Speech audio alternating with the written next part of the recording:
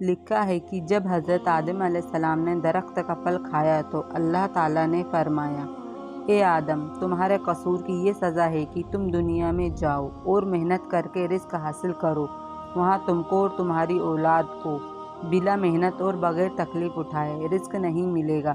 آخر آپ دنیا میں پہنچ گئے۔ آپ نے اور حضرت حوا علیہ السلام نے اس دنیا کے جیل خانے میں ہر قسم کی تکلیفیں اٹھائیں اور اپنی زندگی کے دن گزارے۔ دنیا کے کام کے طریقے حضرت جبرائیل نے اللہ تعالیٰ کے حکم سے سب سکھائے۔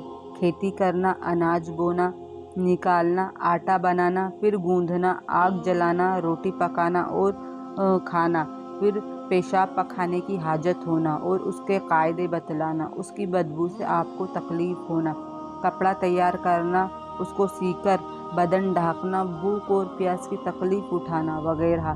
آخر اس غم بھرے گھر اور جھوٹے گھر کو چھوڑنے کا وقت آ گیا۔ امام الانبیاء حضرت محمد مصطفیٰ صلی اللہ علیہ وسلم فرمایا کہ جب حضرت آدم علیہ السلام کی عمر آخر ہوئی اس وقت ان کی اولاد در اولاد سب ملا کر 40,000 آدمی ہو گئے تھے۔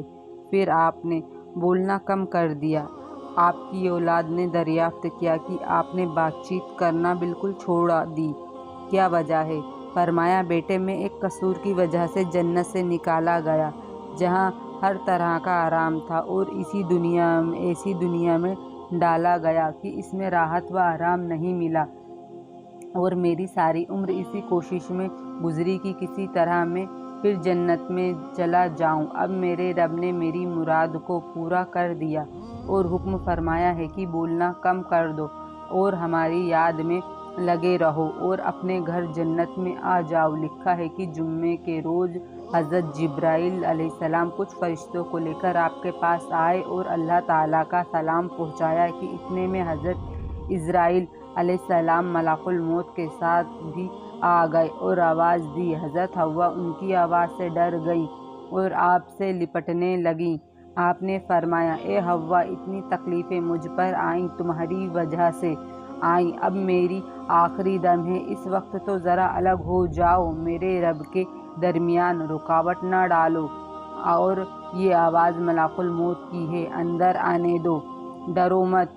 پھر ملک الموت آ گئے اور آپ کی روح مبارک قبض کی۔ حضرت جبرائیل نے آپ کے بیٹے کو غسل کرنے کا طریقہ بتلایا، آپ کا غسل دیا، بیری کے پتے پانی میں پکوا کر، پھر فرشتے جنتی کپڑوں کو کفن اور خوشبو لائے اور نماز کے اعضاء پر خوشبو لگائی گئی، پھر آپ کے جنازے کو اٹھا کر کعبہ شریف میں لایا گیا، فرشتے مقتدی ہوئے، حضرت جبرائیل امام بنے اور بلند آواز سے 4 تکبیریں کہہ کر نماز سے فارغ ہوئے اور قبر میں بگلی بنوا کر اس میں آپ کو دفن کر دیا۔ مسجد خیف اور مینا کے درمیان آپ کی قبر شریف ہے، رنگ آپ کا گدامی اور قد 60 ہاتھ لمبا اور 7 ہاتھ چوڑا تھا۔ آپ کی وفات کے بعد 1 سال ہی زندہ رہ کر حضرت حوا علیہ السلام نے بھی اس دنیائے فانی کو چھوڑا۔ ان کی قبر شریف جدہ میں ہے۔ حضرت آدم علیہ السلام کی عمر شریف 1000 سال کی ہوئی تھی۔